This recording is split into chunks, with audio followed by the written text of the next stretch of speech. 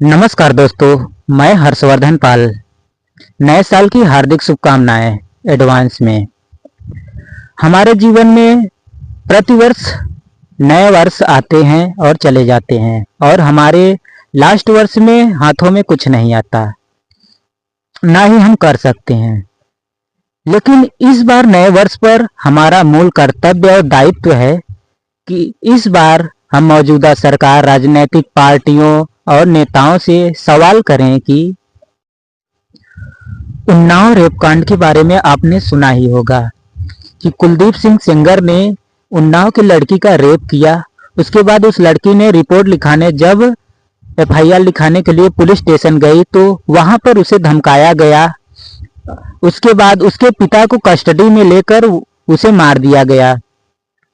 जब उसकी चाचियां गवाही देने के लिए गई तो रास्ते में उन्हें ट्रक से कुचलवाकर मार दिया गया। कुलदीप सिंह सेंगर 10 से 12 लोगों को मार दिया। उसे अदालत में आजीवन कारावास दिया था रेप केस पर, लेकिन उसे मौजूदा समय में बेल दे दिया गया है और वो बाहर है। कुछ राजनीतिक लोग उसे माला फूल डालकर सम्मान भी कर रहे हैं।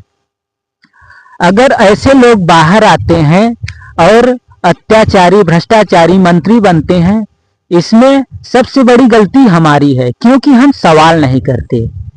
हमें सवाल करना जरूरी है, क्योंकि संविधान ने अधिकार दिया है हमें पूछने का। सरकार अगर हम वोट देकर बना सकते हैं तो सरकार से सवाल भी कर सकते हैं, ये हमारा मूल अधिकार है।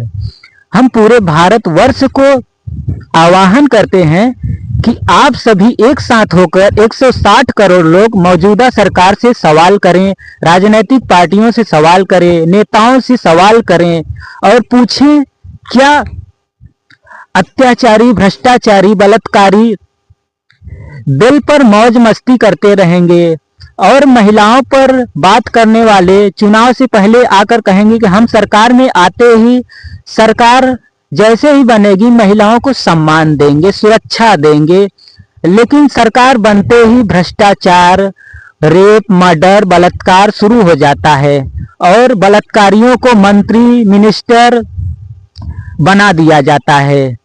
तो क्या यह स्थिति हमारी ही है? क्योंकि हम सवाल सरकार से नहीं पूछते। अगर सरकार से हम सवाल पूछने लगे, ये कड़ाके की ठंड में भी उनकी पसीने छूट जाएं और उस बलात्कारियों को सजा भी मिले और बेचारी महिलाओं को न्याय भी मिले।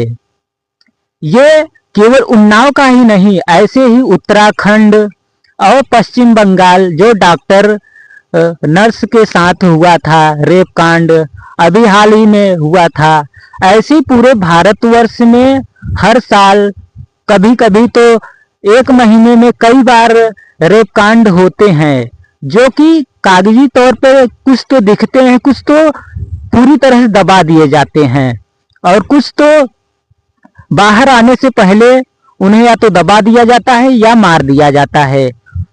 उन्हें बोलने तक का मौका नहीं दिया जाता और वही बलात्कारी, अत्याचारी, भ्रष्टाचारी पैसे देकर मिनिस्टर, मंत्री में आकर शासन करते हैं और इसमें सबसे बड़ी गलती हम लोगों की है। अगर हम सवाल करें, शासन से सीधा सवाल करें, 160 करोड़ लोग एक साथ ट्वीट करके अगर हम सरकार से सवाल करें, सरकार में इतनी ताकत नहीं है कि वह भ्रष्टाचारी, बलात्कारियों को मंत्री बनाए और गरीब जनता, आम आदमियों को त्रास और पीड़ा में डालकर उन्हें न्याय से वंचित जो करती है, न्याय भी उन्हें मिल सकेगा।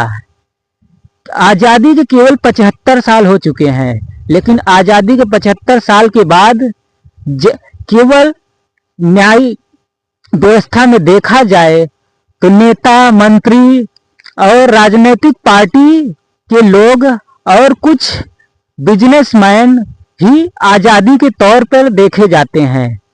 85% जनता अभी तक भी आजादी उसे नहीं मिल पाई है। न तो उसे न्याय मिल पाता है, न तो उसे पोषण मिल पाता है, न उसे शिक्षा है, न रोजगार, न उसे खुद का काम भी नहीं कर सकता वो। अगर वो करना भी चाहे तो इतना सरकार उसे इधर से उधर, उधर से उधर, इस ऑफिस से उस ऑफिस करके इतना परेशान कर देती है कि आम आदमी अपना खुद का काम तक शुरू न कर सके। क्या आप लोग 75 साल तक एक गुलाम की तरह जीवन बिताते रहे? क्या आज और अब भी बिताना चाहते हैं?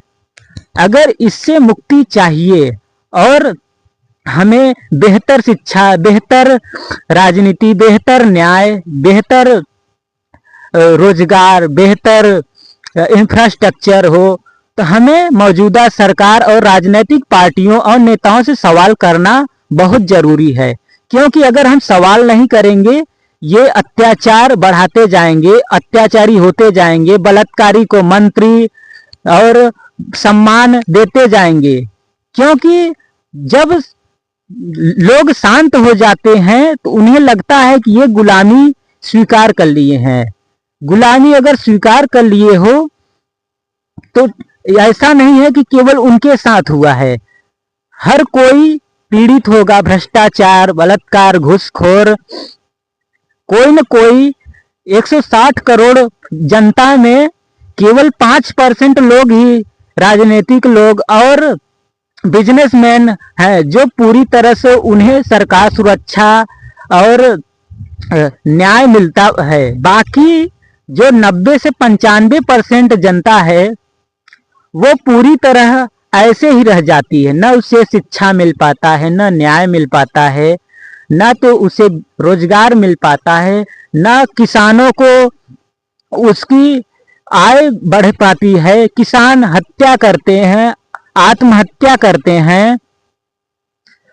किसानों को न तो कुछ किया जा सकता है, न तो रोजगार बढ़ाया जा सकता है, न तो गायों को कटने से रोका जा सकता है। बल्कि फैक्ट्रियां, हमारे इंडिया में सबसे ज्यादा गाय का मीट एक्सपोर्ट होता है पूरे वर्ल्ड में। और राजनीतिक पार्टियां जब भी आती हैं कहती हैं मैं गाय का कटना बंद करा दूंगा। जो राजनीतिक पार्टियां कहती हैं वही सत्ता में आने के बाद उन्हीं के क्षेत्र में सबसे ज्यादा गायों को काटा जाता है, फैक्ट्रियां चालू की जाती हैं।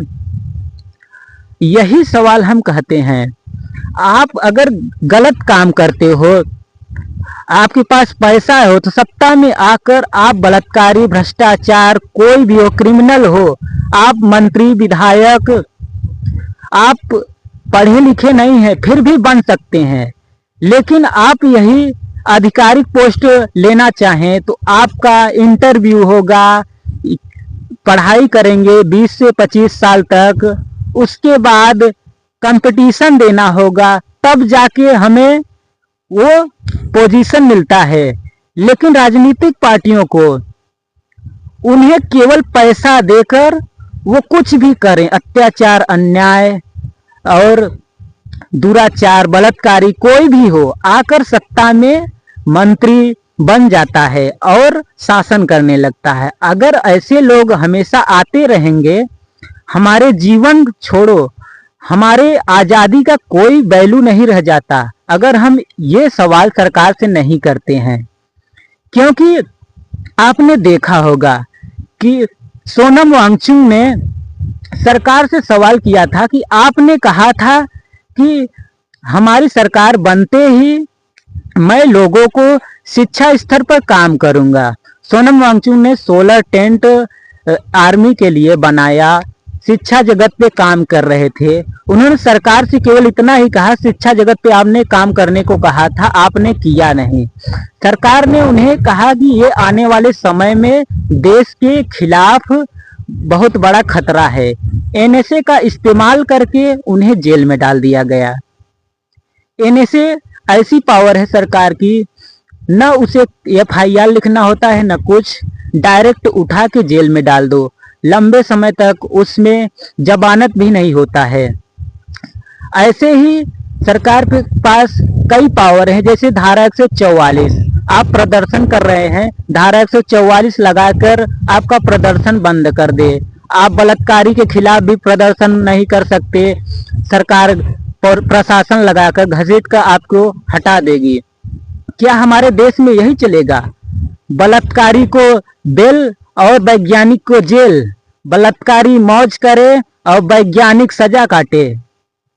अगर ऐसा चलता रहा और हम सवाल न करें तो सबसे बड़ा दुर्भाग्य और सबसे बड़े गुलामी स्तर के मानसिकता के हम लोग हैं।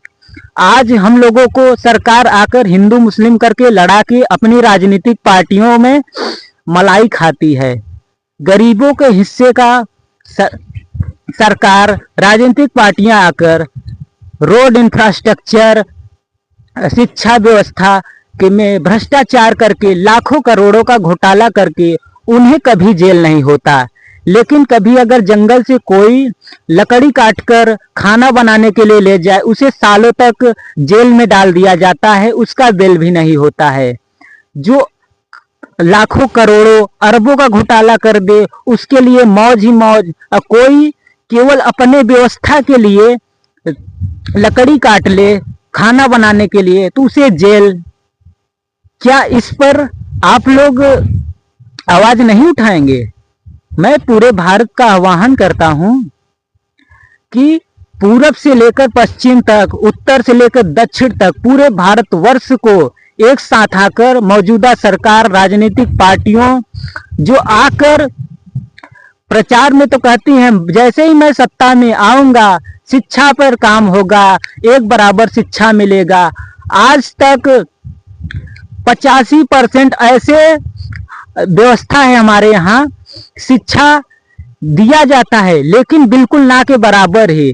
शिक्षा दिलाने के चक्कर में लोग अपना खेत घर खलिहान, यहाँ तक कि शिक्षा दिलाने के चक्कर में लोग बेरोजगारी और कई स्तर से उन्हें बहुत ज्यादा नुकसान होता है और उस स्तर की शिक्षा नहीं मिल पाती है, ना तो उन्हें रोजगार मिल पाता है। तो क्या हमें इस पर सवाल नहीं उठाना चाहिए? अगर सवाल नहीं उठा सकते हैं तो ऐसे जीवन का कोई वैल्यू भी नहीं है। जय हिंद दोस्तों, नमस्कार।